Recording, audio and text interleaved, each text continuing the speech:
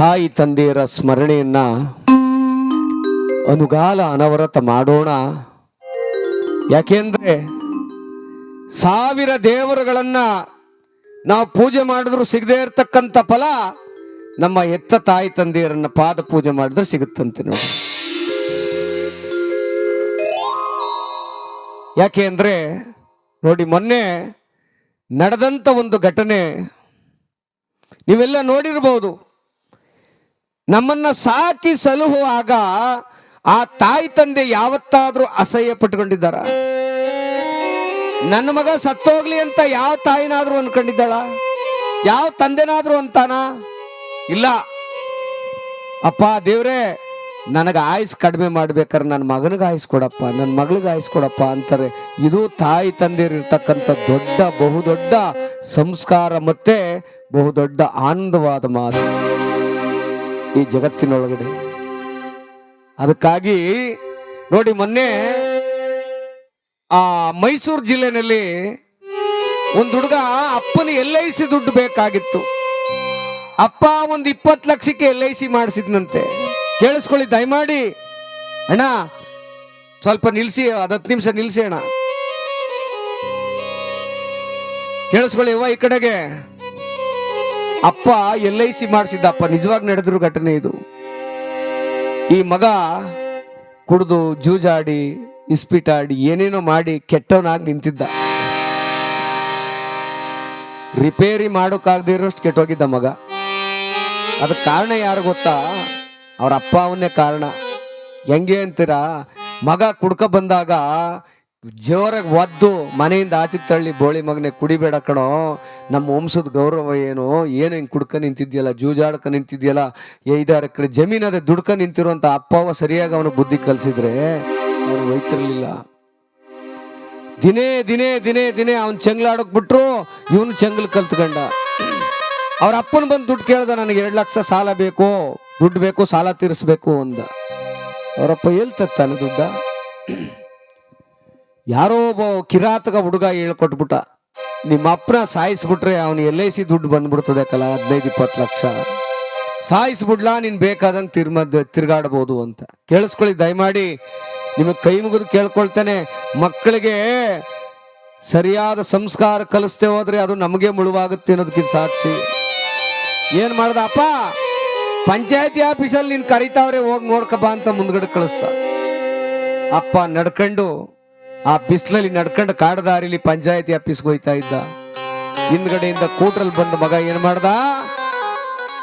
ಒಂದು ಸರಿಯಾದ ಆರೆ ತಕೊಂಡು ಅಪ್ಪನ ತಲೆಗೆ ಡಮಾರ್ ನೋಡ್ದ.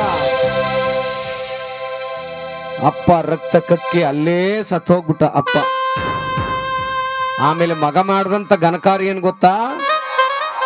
ಒಂದು ಸೇತುವೆ ಹತ್ರ ತಳ್ಳಿಬಿಟ್ಟು ಯಾವ್ದೋ ಬಸ್ ಗುದ್ಕೊಂಡಾಗದೆ ಸ್ವಾಮಿ ಅಂತ ಪೊಲೀಸ್ ಸ್ಟೇಷನ್ಗೆ ಹೋಗಿ ಕಂಪ್ಲೇಂಟ್ ಕೊಟ್ಟ. ನೋಡಿ, ಆಕ್ಸಿಡೆಂಟ್ ಆದ್ರೆ ಯಾರು ಕಂಪ್ಲೇಂಟ್ ಕೊಡೋದಿಲ್ಲ ತಕ್ಷಣಕ್ಕೆ. ಮೊದಲು ಅವನ ಆಸ್ಪತ್ರೆಗೆ ಸೇರಿಸೋದು ಏನೋ ಒಂದು ಮಾಡ್ತಾರೆ. ಸ್ವಂತ ಮಗನೇ ಬಂದು ಆಸ್ಪತ್ರೆಗೆ ಇದೇನೋ ಆಕ್ಸಿಡೆಂಟ್ ಆಗೋದೆ ಸ್ವಾಮಿ ಅಂತೇಳಿ ಕಂಪ್ಲೇಂಟ್ ಕೊಡುವಾಗ ಪೊಲೀಸ್ನವ್ರಿಗೆ ಅನುಮಾನ ಬಂತು. ಆ ಮಗನ್ನ ವಿಚಾರಣೆಗೊಳಪಡಿಸಿದ್ರು. ಆ ಮಗ ಕೊನೆಗೆ ನಾನೇ ಸಾಯಿಸ್ತೆ ಸ್ವಾಮಿ ಅಂತ ಒಪ್ಕೊಂಡ. ಮಾಡಿದ ಕರ್ಮ ಎಲ್ಲೋಗತ್ರವ್ವ? ಅವನೇನ್ ಬದುಕದ್ನ? ಅರೆಸ್ಟ್ ಮಾಡಿ ಜೈಲ್ಗೆ ಹಾಕಿದ್ರು. ಆ ಜೈಲ್ ಒಳಗಡೆ ಹಾರ್ಟ್ ಅಟ್ಯಾಕ್ ಆಗಿ ಸತ್ತೋದ. ಯಾವ ದುಡ್ಡು ಸಿಕ್ತವ ಅವನ ಕೈಗೆ? ಯಾವ ದುಡ್ಡು ಸಿಕ್ತು? ಮಕ್ಕಳಿಗೆ ಹೇಳ್ಕೊಡಿ ಅವ್ವ, ತಂದೆ ತಾಯಿಗಳನ್ನ ಸಾಯಿಸೋದ್ರಿಂದ ನಿಮ್ಮ 5 ನಿಮಿಷದ ಮೋಜು ಕಳಿಬೋದೇ ವಿನಃ ಅವ್ರನ್ನ ವಾಪಸ್ ತರಕ್ಕಾಗುತ್ತೇನ್ರವ? ವಾಪಸ್ ತರಕ್ಕಾಗತ್ತಾ? 1000 ಜನ ಹೆಂಡತಿ ತರಬಹುದು ಈಗ ತಕ್ಷಣಕ್ಕೆ. ಆದ್ರೆ ಎತ್ತ ತಾಯಿ ತಂದೆಯನ್ನ ಯಾವತ್ತು ತರ್ಲಿಕ್ಕಾಗುದಿಲ್ಲವ್ವ. ನಿಮ್ಮ ಮಕ್ಕಳಿಗೆ ಹೇಳ್ಕೊಡ್ರೋ, ನಿಮ್ಮ ಕೈ ಮುಗಿದು ಕೇಳ್ಕೊಳ್ತೀನಿ ಕಂಡ್ರೋ. ಮಕ್ಕಳು ಕೆಟ್ಟ ದಾರಿ ಹಿಡಿತಾ ಇದ್ದಾರೆ. ಜೂಜು ಆಟ, ಕುಡ್ತಾ, ಅವರ ಮೋಜು ಮಸ್ತಿ. ಮನೆಗೇನಾದ್ರೂ ಅವ್ರು ಲೇಟಾಗಿ ಬಂದ್ರೆ ನೀವು ಪ್ರಶ್ನೆ ಮಾಡ್ರವ್ವ. ಬೇಡ ಕಂಡ್ರೋ, ಕುಡಿಯೋದು ನಮ್ಮ ಸಂಸ್ಕೃತಿ ಅಲ್ಲ. ಮನೇಲಿ ನೆಮ್ಮದಿಯಾಗಿ ಊಟ ಮಾಡಿ ದುಡಿಮೆ ಮಾಡಪ್ಪ, ಸಂಪಾದನೆ ಮಾಡೋ, ಜೀವನದಲ್ಲಿ 4 ಜನಕ್ಕೆ ಅನ್ನ ಹಾಕುವಂತ ಕೆಲಸ ಮಾಡುವಂತ ಮಕ್ಕಳಿಗೆ ಹೇಳ್ಕೊಡಿ. ಇವತ್ತು ಮಕ್ಕಳು ಹೆಂಗಾಗ್ತಾ ಇದ್ದಾರೆ ಅಂದ್ರೆ ನೋಡಿ, ಒಂದು ಮಗುವನ್ನ ಬೆಳೆಸೋದಿಕ್ಕೆ ತಾಯಿ ಎಷ್ಟೆಲ್ಲ ಕಷ್ಟ ಬೀಳ್ತಾಳವ್ವ, ಎಷ್ಟೆಲ್ಲ ಕಷ್ಟ ಬೀಳ್ತಾರೆ. ನನ್ನ ಮಗ ಆಯ್ತಾನೆ ಅಂತ ತಾನೆ. ನೋಡಿ, ನಾಗಮಂಗಲ ತಾಲೂಕು ಆ ಕಾಳೇನಹಳ್ಳಿ ಅಂತ ಅನ್ನುವಂಥ ಊರಿನಲ್ಲಿ 16 ವರ್ಷದ ಹುಡುಗಿನ ಒಂದು ಹುಡುಗ ಲವ್ ಮಾಡ್ತಾವನೆ. ಅವಳಿಗಿನ್ನೂ 18 ಆಗಿಲ್ಲ, 16 ವರ್ಷದ ಹುಡುಗಿ. ಅವ್ರ ಮನೆಯಲ್ಲಿ ಮದುವೆ ಮಾಡ್ಕೊಡೋದಿಲ್ಲ, ಈಗಲೇ ಅವಳಿಗೆ 16 ವರ್ಷಕ್ಕೆ ಮದುವೆ ಬೇಡ ಅಂದ್ರು. ಈ ಮುಂಡೆ ಮಗ ಏನ್ ಮಾಡ್ದ, ಈ ಕಲ್ಲು ಸಿಡಿಸ್ತಾರಲ್ಲ ಜಿಲೆಟಿನ್ ಕಡ್ಡಿಗಳವಲ್ಲ, ಮೈಕ್ ಕಟ್ಕೊಂಡು ಅದಕ್ಕೆ ಬೆಂಕಿ ಹಸ್ಕೊಬಿಟ್ಟು ಬ್ಲಾಸ್ಟ್ ಮಾಡ್ಕೊಬಿಟ್ಟ.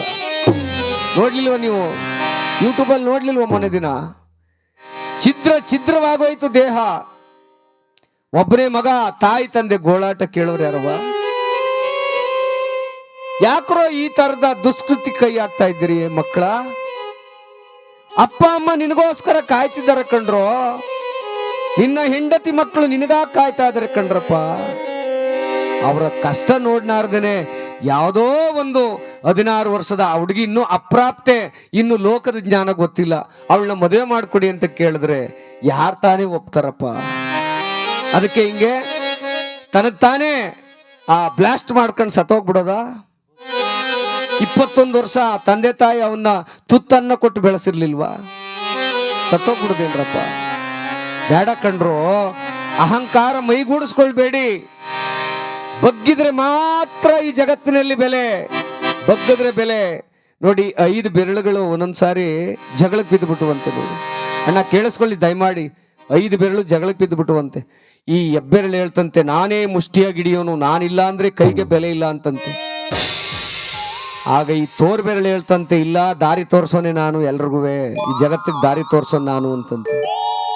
ಆಮೇಲೆ ಈ ಮಧ್ಯದ ಬೆರಳು ಹೇಳ್ತಂತೆ, ನೋಡಿ, ನಾ ಎಲ್ಲರೂ ಲೈನಿಗೆ ನಿಂತ್ಕೊಳ್ಳಿ, ಎತ್ತರ ಕಾಣೋರು ಯಾರು? ನಾನೇ ಉದ್ದಕ್ಕೆ ಕಾಣೋನು, ನಾನೇ ದೊಡ್ಡವನು ಅಂತಂತೆ. ಅದ್ರ ಪಕ್ಕದ ಬೆರಳು ಹೇಳ್ತಂತೆ, ಇಲ್ಲ ಇಲ್ಲ, ನಾನೇ ದೊಡ್ಡವನು, ಈ ಚಿನ್ನ ವಜ್ರ ಎಲ್ಲವನ್ನೂ ನನ್ನ ಕೈಗೆ ತೋರಿಸೋದು, ನನ್ನ ಕೈಗೆ ಇದಾಕೋದು, ನಾನೇ ದೊಡ್ಡವನು. ಆಗ ಕಿರು ಬೆರಳು ಹೇಳ್ತಂತೆ, ನಿಮ್ಗೆಲ್ಲರಿಗಿಂತ ನಾನೇ ದೊಡ್ಡವನ್ ಕನೆಯ ಅಂತಂತೆ. ಹೆಂಗಪ್ಪ ಅಂದಾಗ, ದೇವಸ್ಥಾನಕ್ಕೆ ಹೋಗಿ ಕೈ ಮುಕ್ಕ ನಿಂತ್ಕೊಳ್ಳಿ, ಮುಂದ್ಗಡೆ ಯಾರು ನಿಂತ್ಕೊಂಡರು? ನಾನೇ ಫಸ್ಟ್ ನಿಂತ್ಕೊಳ್ಳೋದು, ನಾನೇ ದೊಡ್ಡವನು. ಆಗ ಭಗವಂತ ಪ್ರತ್ಯಕ್ಷ ಆಗಿ ಹೇಳದ್ನಂತೆ, ಅಯ್ಯೋ ಮುಂಡೆ ಮಕ್ಕಳ, ನಾನು ನಾನು ನಾನು ನಾನು ಮೇಲು ಮೇಲು ಅಂತ ಯಾಕೋ ಸಾಯ್ತೀರಿ? ಮೇಲೊಬ್ಬ ಇದ್ದಾನೆ ಅನ್ನೋದನ್ನ ಮರ್ತು ಬಿಟ್ಟಿದ್ದೀರಲ್ಲೋ. ನೀವೆಲ್ಲ ಸಮನಾಗಿ ಬದುಕುದು ಯಾವಾಗ ಅಂದ್ರೆ ಬಗ್ಗಿದಾಗ. ನೋಡಿ, ಬಗ್ಗದಾಗ 5 ಬೆರಳು ಸಮನಾಗಿ ಕಾಣ್ತವೆ ಅಲ್ವರವ? ಯಾರು ಬಾಗ್ತಾರೋ, ಯಾರು ತಾಯಿ ತಂದೆಯರಿಗೆ ಶರಣಾಗ್ತಾರೋ, ಯಾರು ಅತ್ತೆ ಮಾವಂದರಿಗೆ ಶರಣಾಗ್ತಾರೋ, ಯಾರು ಗುರು ಹಿರಿಯರಿಗೆ ಶರಣಾಗ್ತಾರೋ, ಅವರು 100 ಕಾಲ ಸುಖವಾಗಿ ಬಾಳ್ತಾರೆ. ನನ್ನ ಮಾತು ಸರಿ ಅನ್ಸಿದ್ರೆ ಒಂದು ಜೋರಾದ ಚಪ್ಪಾಳೆ ಬರಲಿ ನಿಮ್ಮಿಂದ ಬಂಧುಗಳು. ಎಷ್ಟು ದೇವರನ್ನ ಪೂಜಿಸಿದರೂ ಸಿಗದೇ ಇರುವಂತ ಒಂದು ಪುಣ್ಯ ತಂದೆ ತಾಯಿಗಳನ್ನ ಪ್ರೀತಿಸುವಾಗ ನಿಮಗ್ ಸಿಗುತ್ತೆ ಕಣ್ರವ್ವ. ಅದಕ್ಕೆ ಹೇಳ್ತಾರೆ ದೊಡ್ಡವರು, ಅವ್ವ, ಒಂದು ಕ್ಷಣದಲ್ಲಿ ಬೇಕಾದ್ರೆ ನೀವು ಹೆಂಡ್ತಿನ ತರ್ಬೋದು, ಒಂದು ಕ್ಷಣದಲ್ಲಿ 10 ಜನ ಗಂಡರನ್ನ ಪಡ್ಕೊಂಬರ್ಬೋದು, ಆದ್ರೆ ಅಪ್ಪವನು ತರಕ್ಕಾಗಲ್ಲ ಕಣ್ರು, ತರಕ್ಕಾಗಲ್ಲ. ಯಾಕೆ ಹೇಳಿ? ಇವತ್ತು ಜಗತ್ತಿನಲ್ಲಿ ಹಾಲು ಕಲಬೆರಕೆಯಾಗಿದೆ, ನೀರು ಕಲಬೆರಕೆ ಮಾಡ್ತಾ ಇದ್ದಾರೆ, ಗಾಳಿ ಕಲಬೆರಕೆ ಆಗ್ತಾ ಇದೆ, ಆದ್ರೆ ಅಪ್ಪ ಅವನು ಪ್ರೀತಿ ಮಾತ್ರ ಇವತ್ತಿಗೂ ಕಲಬೆರಕೆ ಆಗಿಲ್ಲ. ಅವನು ಕಳ್ಳಾಗ್ಲಿ, ಅವನು ಸುಳ್ಳಾಗ್ಲಿ, ಅವನ ಅಂಗವಿಕಲನಾಗ್ಲಿ, ನನ್ನ ಮಗ ಅಂತ ಎದೆ ತಟ್ಟುಕೊಂಡು ಹೇಳುವಂತ ಜೀವ ಆ ತಾಯಿ ತಂದೆಗಳು. ಎತ್ತವರ ಪಾದಕ್ಕೆ ಗೋವಿಂದ. ಅದಕ್ಕೆ ಹೇಳ್ತಾರೆ, ಜಗತ್ತಿನಲ್ಲಿ